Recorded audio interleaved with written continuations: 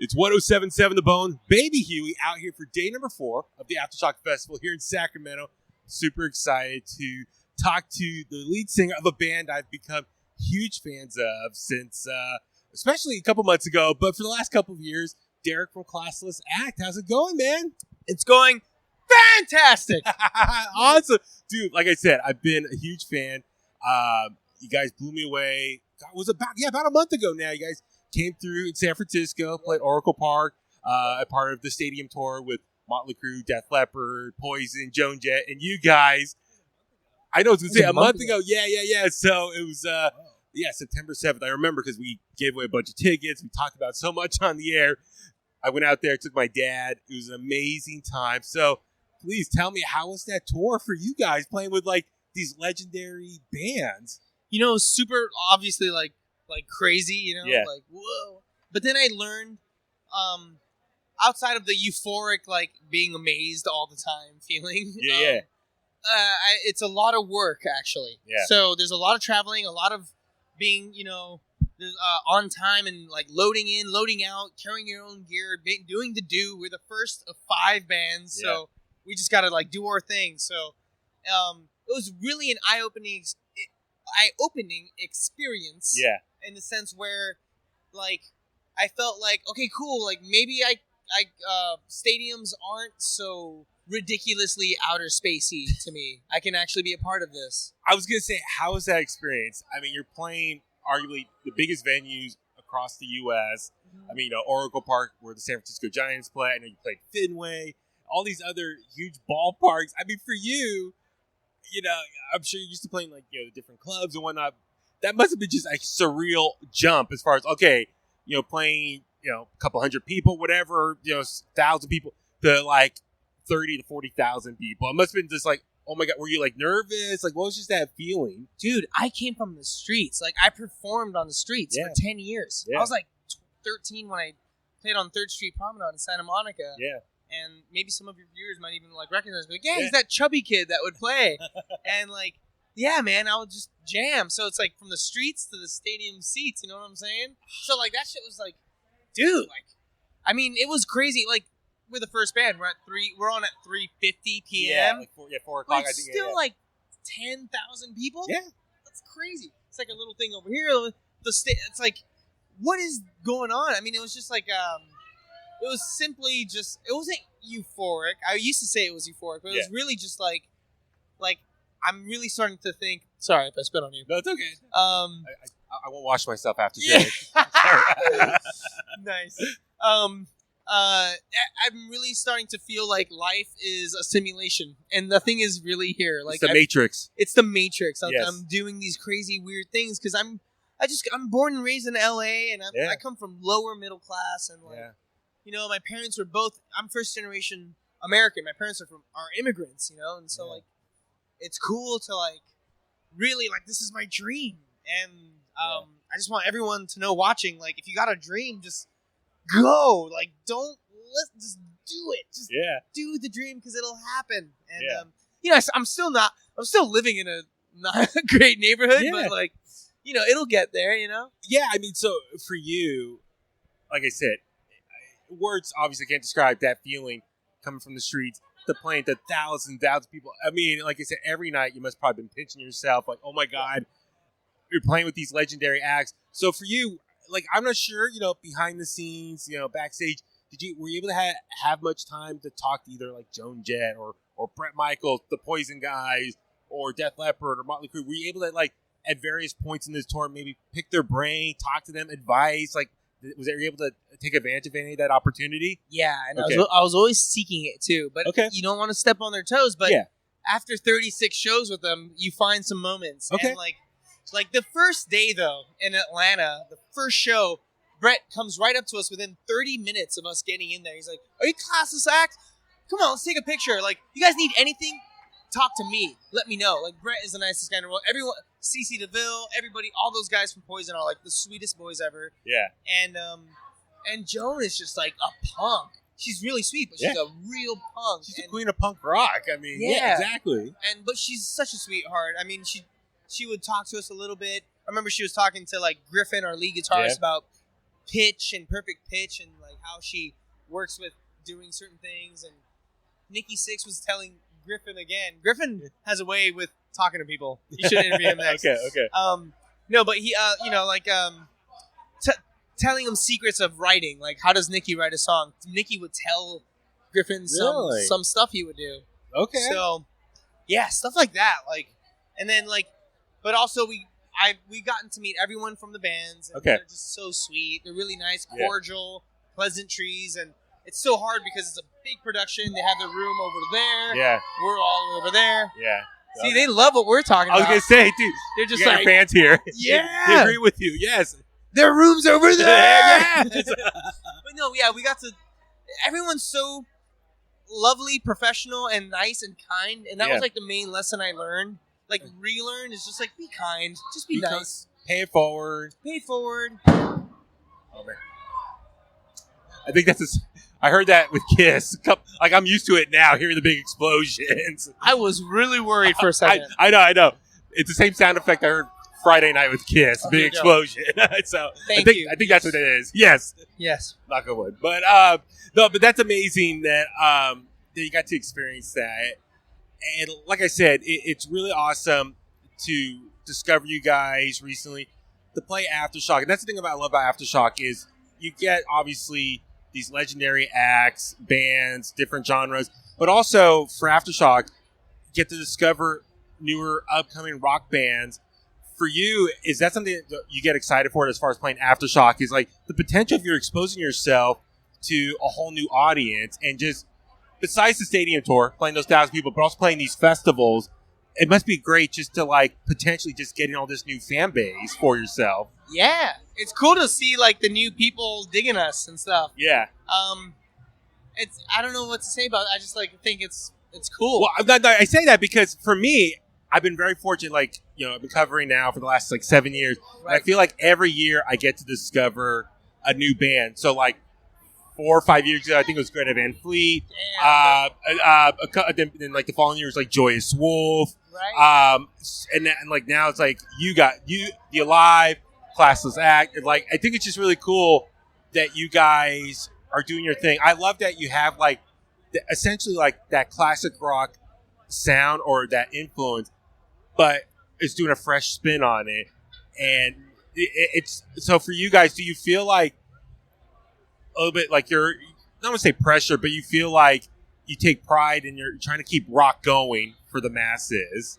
Absolutely. Yes. Yeah. It's it's not really. Some people say rock is dead. It's a big. That's always like a constant debate. I feel like it is. Yeah. And like it's not dead because if you like in LA, there's 3 million people. Yeah. 2.5 million are in rock and roll bands, and they all play band and music. Yeah. And it's just rock is not being. There's not a light on it, and must be Shinedown. I think it's Shinedown. It's on stage right there. Yeah, that makes sense. But like even if it is dead, it's like a sick ass zombie. It's like a cool zombie, or it's like the cockroach. You can't kill a cockroach. You can't kill a cockroach. It's always going to be around. Yeah, I feel like you're going to have your subgenres. You're going to have your loyal fans you're going to constantly tap into. So I'm glad you guys are doing your thing. So I'm just, for you guys, so if I remember correctly, you guys been around for about 6 years now, roughly? Actually, or what's the timeline of everything? We started in 2018. Okay, yeah. So like about 4 years. Okay. But like our full lineup is 1 year old. Like our real actual lineup. How long have you been in the band now? I've been in the band since 2018. Okay, gotcha. Okay, so it's 4 years. So it must be really rewarding. Finally, all the hard work, you're finally now seeing success now. It must be. Wow. Jeez. That is like a real exclamation point to what you're saying. Exactly. Rewarding! Thank you. Crazy. Oh my God. So I got for you, it must be just very rewarding to now finally feel all the success and stuff. With that being said, like, what's next for you guys? You had this amazing tour. What's next for Classless as far as into this year and looking ahead to 2023? Yeah, man. I mean, we're just trying to like show the world who we are because the live show is where it's at. Like, listen to the album; it's dope. But like, watch us live because it makes more sense. You're like, ooh, okay. As with any band. Yeah. And so we'll be going like, maybe overseas next year, touch some other countries. And we got some cool live sessions coming out. We're going to release some live sessions. Okay. Another music video we just finished. Nice. Maybe there's a feature on it. I'm not going to say who or what or when or if why. I remember correctly, Vince Neil did a song with you guys. Vince Neil did our namesake song, Classless Act. Yes. And that song has a lyric, welcome to the show. Find yourself a classless role. We had to name the album that. Okay. So Vince Neil sang on that because, and we had Justin Hawkins. Yes. Oh, that's awesome. So we love having features, man. Well, I got to ask, a couple weeks ago, there was the Taylor Hawkins tribute concert, the LA version, the second one down in Los Angeles. You got to perform up there, but you were, if I remember correct, a replacement. So please tell that story of how you got to jump on and be part of that tribute show. Yeah, man. I mean, Luke is here. Luke is an incredible singer of the Struts, and he wasn't able to do it. Yes. Right. Yeah. So just last minute. So they called me the day before to just go in and do these 2 songs Luke was going to do, and so I kind of want to find Luke right now and be like, hey, not thank you, just I love you, and I just I wish you were there. And, and I'm honored to have been the guy, Yeah. Which songs did you do up there? It was 2 Motley Crue songs. That's right. Okay. So Tommy and Nikki were like, this guy might know the lyrics and stuff. Okay. So they called me over and they're like, just do it. And Dave Grohl was really welcoming and it was amazing. And the Foo Fighters, everybody was just really sweet. And I'm meeting every single one of my heroes backstage, which is mind blowing. Right? You shouldn't. I wouldn't recommend it actually. Because it's so lovely, but at the same time, it's too much. It's overwhelming. You don't meet John Paul Jones and Brian May at the same time. You just don't. That's weird. What? Doesn't make sense. I mean, the people you listen to on the radio, on TV, posters, magazines. Yeah, since I was 4. Yeah. You get to just, touch elbows with them. I mean, that must be insane. So, I mean, okay, so as we know, Luke was supposed to perform that night. Yeah. He is here to. Have you guys had a chance to talk about it, or No. Just, and I want to it talk must be. to him It must be about I don't know. I'm sure he's bummed that he couldn't perform. I'm sure because he kills it. He's absolutely. good. But it was an amazing opportunity for you. So I know it's a catch-22. But so you haven't had a chance to talk to him about that night yet, or not yet. I just want to tell him I freaking adore him. I adore his music, and I just gotta find him. But but that was really cool. Nikki and Tommy put my name in there, and they were just like, let's give this guy a chance. And I hope I did them proud, but it was just, they're so sweet. It was just it was nice, man. I saw Stevie Wonder at that forum. I saw Guns N' Roses at that forum. I saw everybody at the forum. So I'm seeing My Chemical Romance on Tuesday at the forum. Okay, nice. So that is awesome. I just love that venue. So it's damn, man, I don't know what else to say. I can only imagine it's incredible. I mean, just as a fan myself, I could see you running around on stage. The videos I saw on YouTube and stuff, you look like you have the time of your life. And it's I'm glad you're able to enjoy that moment. Or, I mean, I'm sure you're probably nervous and you want to do a good job. But now it's been a couple weeks, probably been able to, just sit back and just, look back in hindsight, oh, my God, I just did that. I mean, I'm glad you're able to kind of just take a moment just to enjoy it now. Thank you, man. So that's great. So I'm just curious what other. So at my radio station, my coworker Chas and I, we're really trying to do our part to really just make sure we're trying to keep rock alive, keep it, support the local music scene, support these festivals, tours, all that stuff. It takes a lot of work.